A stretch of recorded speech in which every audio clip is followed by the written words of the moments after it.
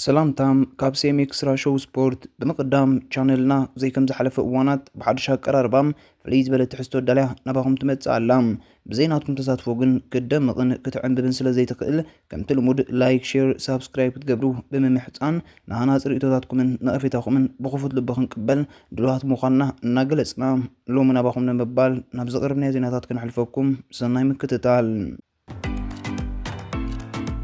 أول إنتر مارشن بينيام ግርማይ ሳተፎ ዘሎ ቦክለስ ደላማይንም ቀዳም ሳሳ ሓደን ጉንበት በኻልኣይ መድረኹ ተኻይዶም ኣብዛ መድረኽ ተቐዳደምቲ 210.2 ኪሎ ሜትር ዝርሕቀታ ውድድር ኣካይዶም ነዛ መድረኽ ድማ ኒውዚላንዳዊ ኣባል ኣስታና ኣሮንጌት ንውድድሩ ብ5 ሰዓትን 7 ደቂቃን 37 ካልኢትን ብምዛም ቀዳማይ ኮይኑ ተዓዊቱላ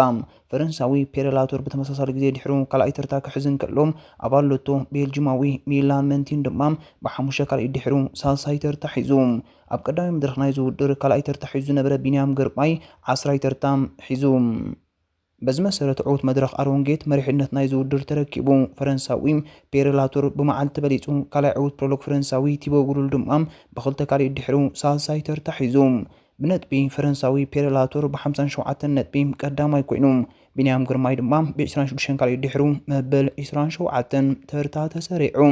ኒውዚላንዳዊ ኣሮንጌት ብ29 ነጥቢ ካልኣይ ቲቦድ ጉሩል ብ28 ነጥቢ ሳልሳይ ቢንያም ግርማይ ድማ ብ26 ነጥቢ መበል 50 ተርታ ተሰሪዑ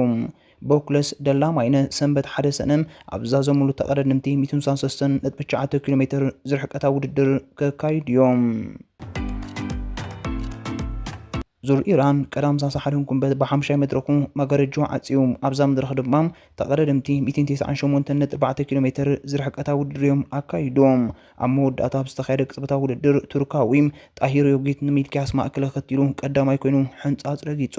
ንዙር ኢራናዊ ሰዒድ ሳቫርዛደም ቀዳማይ ኮይኑ ክዕወተሉ ከለዉ ሚልኪያስ ማእከል ድማ ካልኣይ ደረጃ ሒዙ ውድድሩ ብምዛም 85 ነጥቢ ወሲዱ ብዘይካዚ ሚልኪያስ ማእከል ኣብዚ ውድድር ብናይ ነጥብን ናይ ብሉጽ መንእሰይን ማልያታት ውን ክዕወተሉ ክኢሉ እዮም ጅሮ ዲ ኢጣልያ ቀዳም ሳሳ ሓደን ጉንበት በኣዝያ ወሳኒትን ተዓዋት ጅሮ ዲ ኢጣልያ ናይ ዝዓመት ውን መን ምዃኑ ከተፍልጥ ትኽእል 205 ኪሎ ሜትር ሸፍነት መበል 20 መድረኹም ኣካይዶም ነዛ መድረኽ ድማ ኣውስትራልያዊ ኣባል ቲም ጃይኮ ኣልኡላም ክሪስ ሃርፐር ንውድድሩ ብ5 ሰዓትን 27 ደቂቃን 29 ካልኢትን ቀዳማይ ኮይኑ ተዓዊቱላ ኢጣልያዊ ኣባል ኣሬካ ኣሌሳንድሮ ቬሪም ብደቂቅን 49 ካልኢትን ድሕሩም ካልኣይ ኣባል ቲም ቪዝማ ሳይሞናትስ ድማ ብደቂቅን 57 ካልኢትን ድሕሩ ሳልሳይ ተርታ ሒዙም ንዝበዝሐ መድረኻት ጅሮ ዲ ኢጣልያ ንሮዛ ማልያ ዝተኸድነ ሜክሲካዊ ኢሳቅ ዴልቴሮ ብ7 ደቂቅን 10 ካልኢትን ድሕሩ ታሽዓይ ተርታ ብምሓዝ ኣብ ድሮ መዛዘሚ ናይዚ ውድድር መሪሕነት ተረኪቡ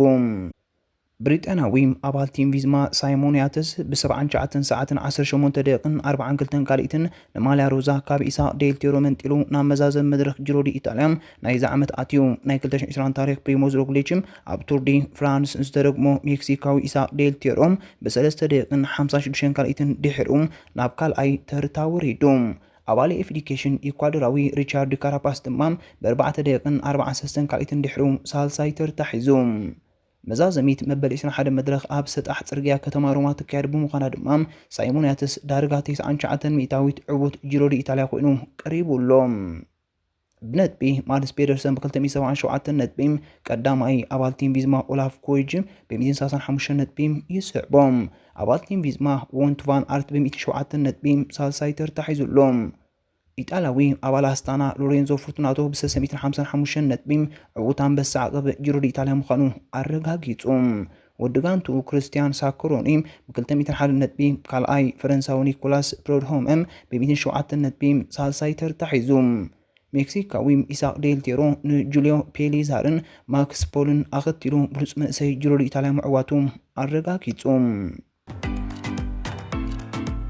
ኣብ ኢጣልያዊት ክለብ ፊዮረንቲና ብሉጽ ናይ ውድድር ዓመት ዘሕለፈ እስፓኛ ዋሕላ ውዳድ ዴቪድ dehay ንተወሳኺ 3 ዓመታት ኣብታ ኢጣልያዊት ጋንታ ክጸንሕ ሓድሽ ውዕል ከቲሙ ወዲ 34 ዓመት dehay ክለቡ ፊዮረንቲና ኣብ ዝሓለፈ ናይ ውድድር ዓመት መድረኽ ሴሪያ 5 ተርታ ሒዛ ዝቕጽል ዓመት ተሳትፎ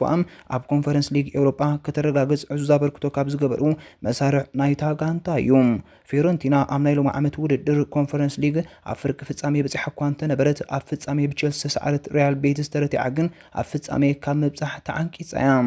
dehay amna mawdata ናይ ማንቸስተር ዩናይትድ ግዚኦም ብዝፈጸሙ ዝነበረ ጌጋታት ካብታ ጋንታ ድሕሪ ምብራሩ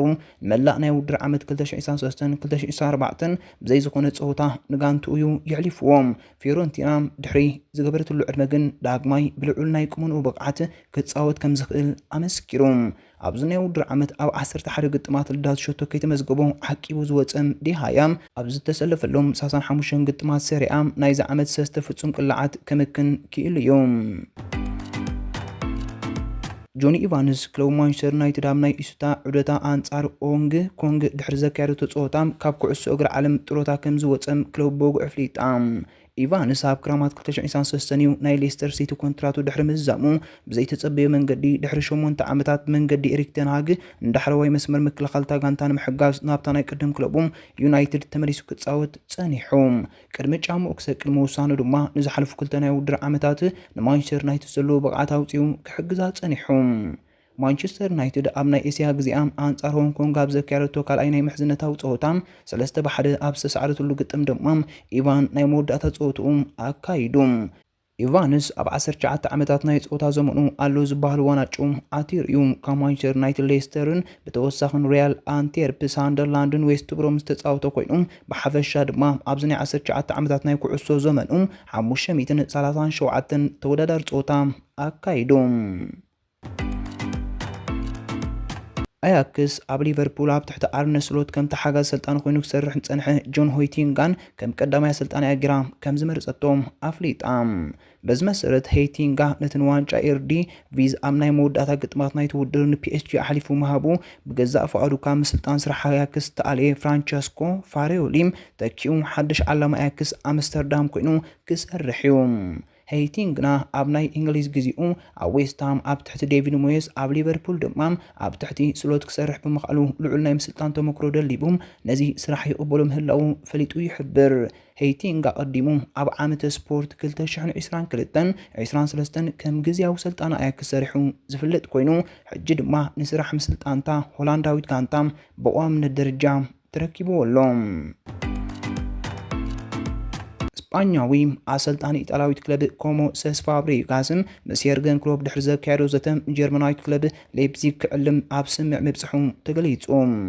ፋብሪጋስ ኣብ ቀዳማይ ናይ ሲኒየር ናይ ምስልጣን ስርሑ ንኮመ መሪሑታ ጋንታ ፋልማይ ዓመታ 10 ተርታሒዛ ንኽዛዝም ድሕሪ ምብቅዑ ብኣሰልጣን ኣልቦ ዝርከብ ጋንታታት ተለላይነቱ ካብ ግዜ ናብ ግዜ እናወሰኸ ዝመጽእ ዘሎ ኣሰልጣን እዩ ሓንቲ ካብ ደሌት ፋብሪጋስታ ኣብ ሃድን ሓድሽ ኣሰልጣን ተጸሚዳ ዘላ ጀርመናዊት ክለብ ሌፕዚግ እያ ከም መግለጺ ስካይ ጀርመን ፋብሪጋስ ምስ ላዕለዋይ ተጸዋዒ ብትካል ሬድ ቡል ንዝመሓደራ ጋንታታት ዝኾነ ናይ ቀደም ዓላም ሊቨርፑል የርገን ክሎፕ ድሕሪ ዝገበሮ ዘተ ድማ ንሌፕዚግ ክዕልም ድሉ ምህላው ከም ዝሓበሮ ገሊጻ ይኹን እምበር ኣብ ትሕቲኡ ትምራሕ ዘላ ኮሞም ንፋብሪጋስ ንመውሳድ ካብ ዝተፈላለያ ጋንታታትን ንዝቐረበላ ሕቶታት ትነጽግ ምህላዋም ፋብሪጋስ ንሌፕዚግ ኣብ ዝክረምቲ ክርከባ ዘሎ ተኽእሎም ትሑት ምዃኑ ይሕበር ፋብሪጋስ ኣቀዲሙ ኣብ ሌቨርኩሰን ንዛባ ኣሎንሶም ተኪኡ መዝነት ምዕላም ታጋንታ ክርከብ ከም ዝኽእል ክጋዋሕ እኳ እንተጸንሐም ሌቨርኩሰን ግን ነቲ ካብ ማንቸስተር ዩናይትድ ድሕሪ ምብራሩ ስራሕ ኣልቦ ኮይኑ ዝጸንሐም ኤሪትሬን ቆፂራቶም ኣብ መወዳእታ ሰዓታት መስኮት ምስጋር ተጻወትን ኣብ ኣርሰናል ዝፈረመ ራሂም ስተርሊንግ ፌርሙ ድሕሪ ምንባሩ እቲ ዝበለጸ ቨርዚን ናተይ ክትርእዩ ኢኹም ኢሉ ንኣርሰናል ደገፍታን ተስፋ ሂቡ ነይሩ ይኹን ግን ስተርሊንግ እዚ ዝበሃል ሓገዝ ከይገበረ ካብ ኣርሰናል ዝፈንውሉ ሰዓት ኣኺሉሎም ይኹን እምበር ስተርሊንግ ሳንጡ ጠቕሊሉ ካብ ኣርሰናል ኣይተፋንወን ንበኽሪ ወዱ ቲያጎ ኣብ ኣካዳሚ ኣርሰናል ኣብ ናይ ትሕቲ 9 ዓመት ጋንታ ንኽጻወት ኣፈሪምዎ ናብ ምዕራብ ለንደን ይምለስ ኣሎም ኣርሰናል ዝሓለፈ ዓመት ወርሒ ጥቅምቲ ኣብ ናይ ምድብ ጸወታ ቻምፒየንስ ሊግ ፒኤስጂ ኣብ ሰዓረቱ ልግጥም ቲያጎ ማስኮት ናይ ቡካዮ ሳካ ኮይኑ ኣብ ሜዳ ኣትዩ መንባሩ ዝከር እዩ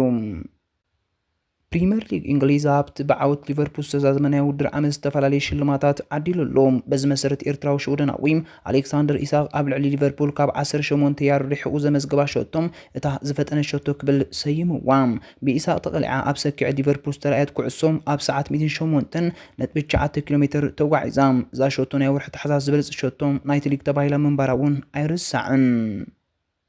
መደብና ክሳዕ መወዳእታ ብምክታልኩም ደጊምና እንዳመስከና ኣብ ዝቅጽል ቪድዮና ክሳብ እንራኸብ ከምቲ ልሙድ ላይክ ሼር ሳብስክራይብ ብምግባር ህላውነትኩምን ደገፍኩም ኣይፈለየና እንዳበልና ንሎም ዘዳልናዮ ትሕዝቶም ኣብ ዝነዛዝም ሰላም